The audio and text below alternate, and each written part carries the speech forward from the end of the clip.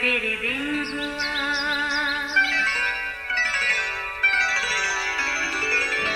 नया फिर दिन हुआ, पुरानी रात का करे सो शुक्र हम खुदा की जात का, खुदा की जात का नया फिर दिन हुआ।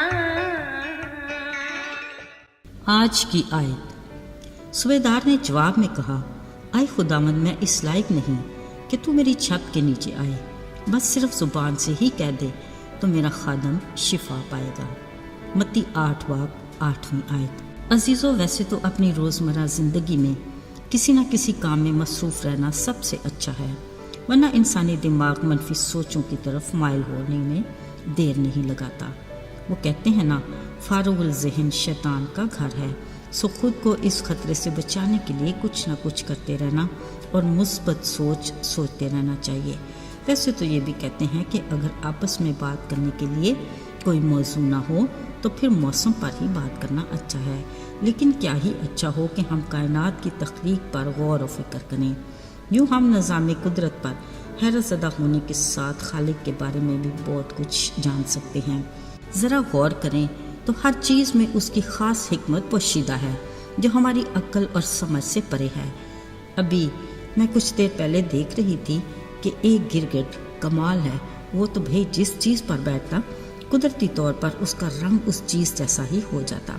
नज़र तो जैसे धोखा ही खा जाती है। देखें, कुदरत ने उससे दुश्मन से बचने के लिए एक ऐसी अनोखी सलाहियत दी है कि ख़तरों से बचने के लिए फ़ौरन से रंग बदल लेता है। गिरगिट को देखकर याद आता है कि इंसान के बारे में भी अक्सर ये कहा जाता है कि ये इंसान भी वक्त और हालात के मुताबिक रंग बदल लेता है। मजाकन सही, मगर बात तो सच है। गिरगिट तो रंग बदल कर दुश्मन से अपना बचाव करता है, जो फितरी अमल है, मगर हम इंसान अपने मतलब, फ़ायदे या किसी को धोखा देने के लिए भी अपना रंग ढंग बदल लेते हैं। अजीज़ों, हमारा इस तरह का रवैया और सलूक न अपने लिए अच्छा है और ना ही दूसरे के लिए। मगर साथियों, हम इंसानों में ही कुछ ऐसे लोग भी होते हैं जो फरिश्ते के रूप में दिखाई देते हैं। ऐसे ही एक कफरनहूम का सूबेदार था जो अपने खादम की बीमारी की वजह से परेशान था। खुदा के कलाम में लिखा है कि जैसे ही उसे यीशु के कफरनहूम में आने का इल्म हुआ, उसने यीशु के पास आकर मिन्नत की कि आए खुदावंद, मेरा खादम फालिज का मारा घर में पड़ा है और नहायत तकलीफ में है।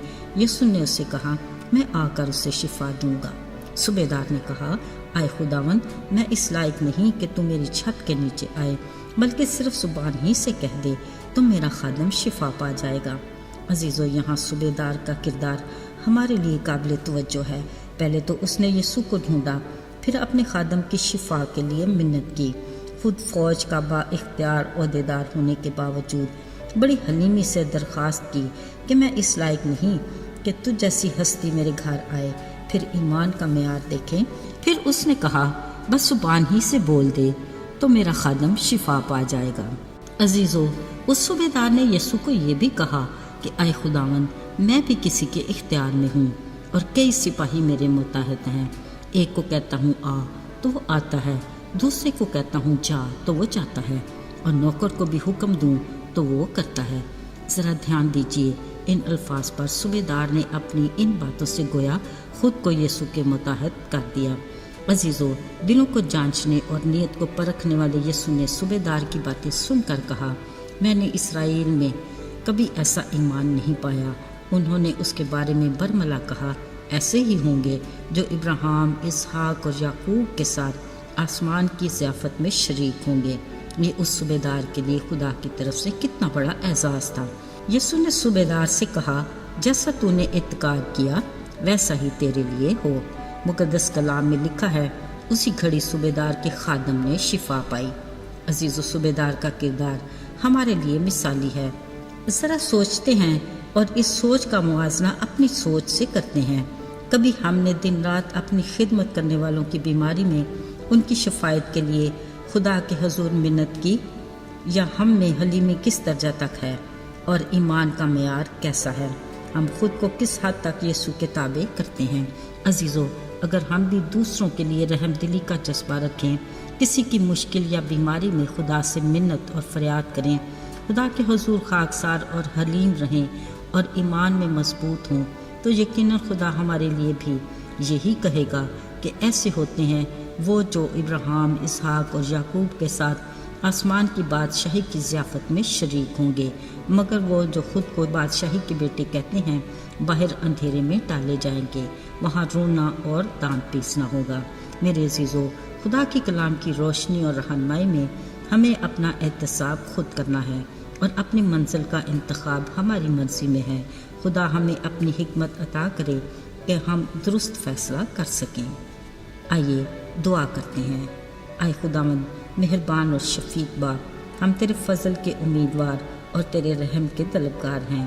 ہمیں اپنی رفاقت میں جوڑے رکھ اور ایمان میں مضبوط کر۔